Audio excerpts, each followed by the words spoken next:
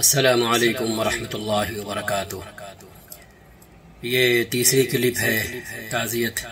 کے عنوان سے، اور اس کلپ میں بیوی کے حقوق بیان ہوں گے جو شوہر کے ذمے ہوتے ہیں اور جن کی ادائیگی کا پابند شوہر ہوتا ہے۔ شوہروں کو عام طور پر اپنے حقوق خوب پتہ ہوتے ہیں اور وہ گاہے بگاہے بیویوں کو جتاتے بھی رہتے ہیں کہ ہماری خوشی اور ہماری رضا میں تمہاری نجات ہے، اگر ہم خوش نہیں ہیں تو پھر تمہاری نجات نہیں ہے۔ گویا کہ نبی نے یہ فرما کیا دیا، اللہ تعالیٰ اس کے پابند ہو گئے یہ دیکھے بنا کہ شوہر صاحب بھی اگر بیوی کے حقوق ادا نہیں کر رہے اور بیوی کے ساتھ ظلم و زیادتی کا، ہیلے بہانے کا، دھوکہ دھڑی کا، فریب دہی کا، بیوقوف بنانے کا معاملہ کر رہے ہیں، اور ایک ہی گھر میں رہتے ہوئے ایک ہی نظام چلاتے ہوئے باقی گھر والوں کے ساتھ ان کا معاملہ کچھ اور ہے اور اپنی شریک حیات کے ساتھ معاملہ کچھ اور ہے، تو پھر وہ یہ سب کرتے ہوئے بھول جاتے ہیں اور بھولے رہتے ہیں کہ ان کی بھی خیر نہیں ہے، ان کی بھی خیریت نہیں ہے، کیونکہ اسلام کے اندر عدل ہر جگہ موجود ہے۔ اسلام ایسا دین نہیں ہے کہ جو کہیں پر کسی طرف جھکا ہوا ہو، کہیں پر کسی طرف جھکا ہوا ہو۔ اللہ تعالیٰ نے اپنی کتاب میں عدل کی بات کی ہے، انصاف کی بات کی ہے، ظلم اور زیادتی سے بچنے کی بات کی ہے، اوفو بالعہود کی بات کی ہے، اوفو بالعقود کی بات کی ہے، تو پھر اس میں سب آ گئے، ہر بندہ آ گیا، ہر ماتحت آ گیا، ہاں، اور ہر بڑا آ گیا، ہر چھوٹا آ گیا، سب آ گئے، اس میں بیوی بھی آ گئی کہ آپ اللہ کے نام پر جسے بیاہ کر لائے اور اللہ کا نام لینے کی وجہ سے جو آپ کے لیے حلال ہو گئی، جسمانی رشتہ حلال ہو گیا، تو اس کے ساتھ شوہر صاحب کا معاملہ کیا ہے، یہ اللہ دیکھ رہا ہے۔ قرآن نے سیدھے سیدھے فرما دیا وعاشروہن بالمعروف کہ دیکھو اپنی بیویوں کے ساتھ اچھی طرح بھلی طرح زندگی گزارنا، ہاں، ایسے نہیں کہ کسی طرف جھکے ہوئے ہو اور کسی طرف لڑکے ہوئے ہو، کسی طرف اٹھے ہوئے ہو، اس طرح نہیں، انصاف کرنا، عدل کرنا، بھلائی کا معاملہ کرنا، جسے لوگ کہیں کہ ہاں بھئی یہ بھلائی کا معاملہ ہے، ہاں، ہیلے بہانے مت تراشنا، بیوقوف مت بنانا۔ اس کے بعد نبی کریم صلی اللہ علیہ وسلم نے فرمایا ایک عام حدیث میں کلکم راع وکلکم مسئول عن رعیتی، تم میں سے ہر شخص کیئر ٹیکر ہے اپنی ذمہ داریوں کا، تم میں سے ہر شخص اپنی ذمہ داریوں کا نگراں ہے، ہاں، دیکھ بھال کرنے والا ہے، اور اس سے اس کی اس دیکھ بھال کے بارے میں، اس ذمہ داری کے بارے میں سوال ہوگا۔ وَكُلُّكُمْ مَسْئُولٌ عَنْ رَعِيَّتِهِ کہ تم نے نگرانی ٹھیک سے کی نہیں کی، تم نے دیکھ بھال ٹھیک سے کی کہ نہیں کی، تم نے دیکھ بھال جس طرح کرنا تھی اور جس طرح جو کام کرنا تھا، جس طرح حق ادا کرنا تھا، اس طرح وہ سب کیا کہ نہیں کیا، یہ سوال ہوگا۔ ایک عام حدیث ہے، سب آ گئے اس میں۔ اس کے بعد رسول اکرم صلی اللہ علیہ وسلم نے فرمایا استوصوا بالنساء خیرا،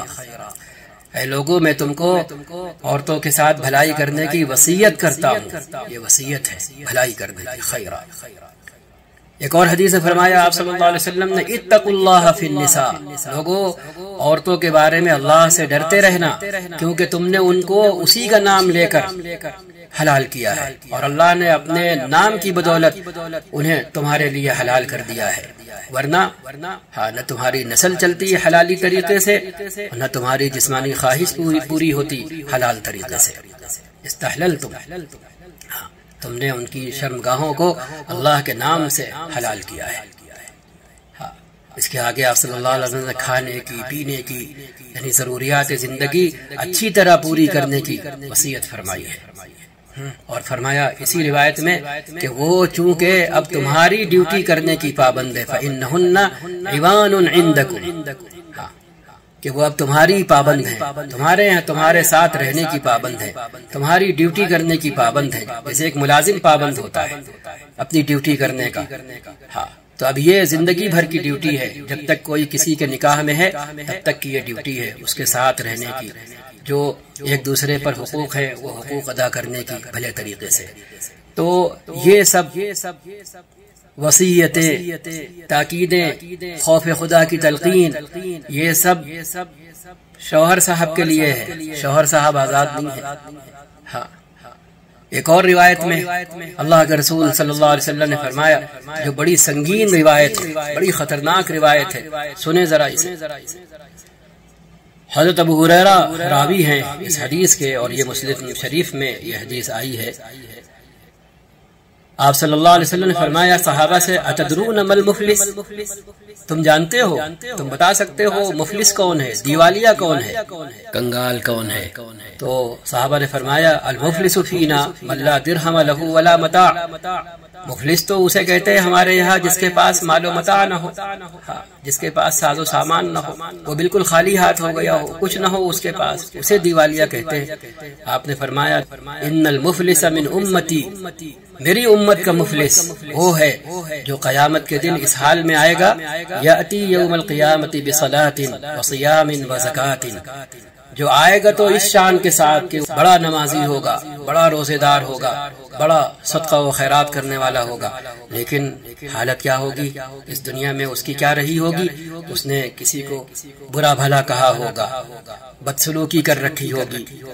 کسی پر تہمت لگا رکھی ہوگی، بہتان لگا رکھا ہوگا، کسی کا مال کھا رکھا ہوگا، اس نے کسی کا ناحق خون بہا رکھا ہوگا، کسی کو ناحق مار رکھا ہوگا، لڑائی جھگڑا کیا ہوگا۔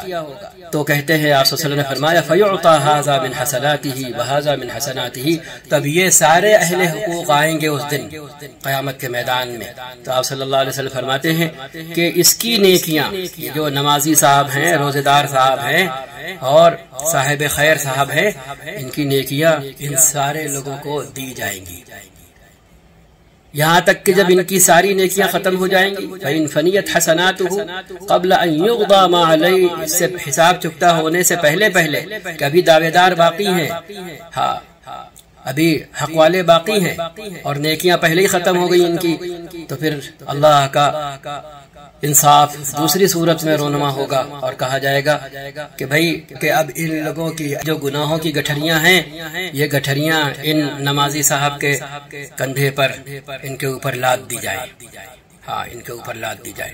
اور وہ ساری گٹھڑیاں لادنے کے بعد ان نمازی صاحب کو، روزے دار صاحب کو جہنم میں پھینک دیا جائے گا، ڈھکیل دیا جائے گا۔ ثم طرح فی النار، تشریح میں ہے، کہتے ہیں کہ نہایت بدترین عمل جس سے اکثر لوگ غافل ہیں وہ یہ ہے کہ لوگ عبادتیں تو کرتے ہیں، جو موٹی موٹی عبادتیں ہیں جن سے سماج میں اور لوگوں میں ایک سینہ پھولتا ہے، شیخی اپنے اندر آتی ہے کہ ہاں یار لوگ ہمیں دیندار سمجھ رہے ہیں، یہ والا، لیکن ساتھ ہی ساتھ وہ گناہ کرتے ہیں کہ جو گھر کے اندر کے گناہ ہوتے ہیں، ہاں جو لوگوں کے ساتھ معاملات کے گناہ ہوتے ہیں، ان میں وہ اپنے آپ کو گنہگار نہیں سمجھتے، اور جن کا تعلق حقوق العباد سے ہوتا ہے، وہ بندوں کے حقوق ادا نہیں کر رہے ہوتے،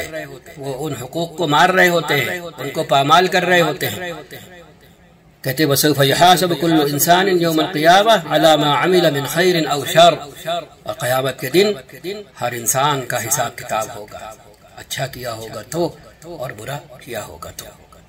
السلام علیکم ورحمۃ اللہ وبرکاتہ۔